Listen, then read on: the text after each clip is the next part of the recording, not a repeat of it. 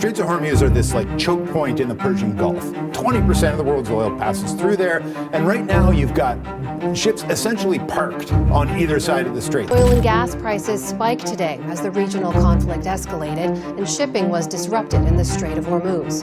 About 20% of the world's oil and liquefied natural gas flows through the strait every day. Most geopolitical shifts happen loudly. Wars break out. Leaders give speeches, markets panic. But sometimes the biggest changes happen quietly. While the world focused on conflict between Iran, Israel, and the United States, something else was unfolding in the background. Canada, long seen simply as America's reliable oil supplier, has been quietly transforming where its energy goes. New pipelines, new export routes, new buyers, and suddenly a country once dependent on selling oil almost exclusively to the United States now has options. Options that could reshape the global oil trade. This is red tape and power. For decades, the oil relationship between Canada and the United States was simple. Canada exported the vast majority of its crude oil south. The US became Canada's largest customer by far. Pipelines running across the border carried millions of barrels of oil every day into American refineries. Those refineries, particularly in the Midwest and Gulf Coast, were designed specifically to process heavy Canadian crude from Alberta's oil sands. This created one of the most integrated energy systems in the world. But it also created a problem. Canada had very little leverage. If nearly all your oil goes to one customer, that customer effectively sets the market. Over the last decade, Canadian policymakers and energy companies began reconsidering that dependency. What if Canada could reach global markets directly? What if Canadian crude could flow not just to the United States, but to Asia and Europe?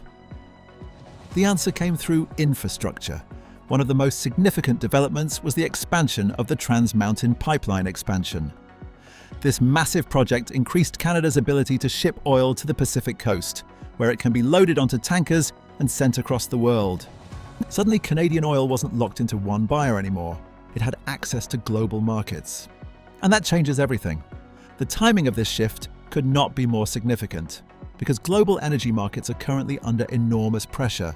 The escalating tensions between Iran, Israel, and the United States have injected deep uncertainty into the oil market. The Persian Gulf remains one of the world's most important energy corridors. Roughly 1/5 of global oil shipments pass through the Strait of Hormuz. Any threat to that narrow passage instantly sends energy markets into panic. And when markets panic, buyers start looking for stable suppliers. Canada suddenly looks very attractive. With expanded export capacity, Canadian crude is now reaching markets that were previously difficult to access. Asian economies, particularly China, Japan, and South Korea, have enormous energy demand.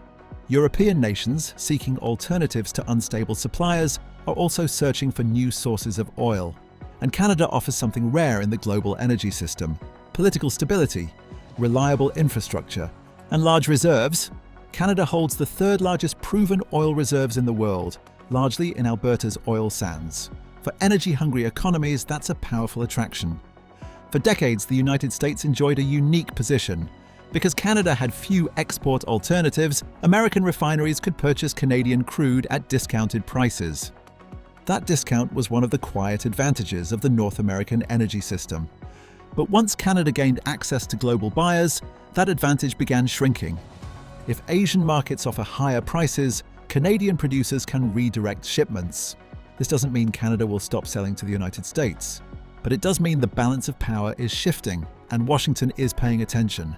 The global oil market is currently extremely sensitive. Conflicts in the Middle East have raised fears that key oil infrastructure could be damaged, or that shipping lanes could become dangerous. Even small disruptions can trigger massive price movements. When oil traders believe supply might fall, they bid prices up quickly. This is exactly what happened during recent escalations involving Iran and Israel. The fear that shipping routes might be disrupted pushed oil prices higher across the globe. In that environment, countries with stable production, like Canada, gain influence. What Canada has done isn't dramatic. It hasn't cut off exports. It hasn't announced an energy embargo. Instead, it built infrastructure, pipelines, ports, shipping routes, and infrastructure shapes geopolitics in powerful ways. Once a pipeline exists, trade flows follow. Once export terminals open, global buyers appear. If you want deeper analysis of the policies, conflicts, and economic strategies shaping global power, subscribe to Red Tape and Power, because behind every headline, there's always a bigger strategy unfolding.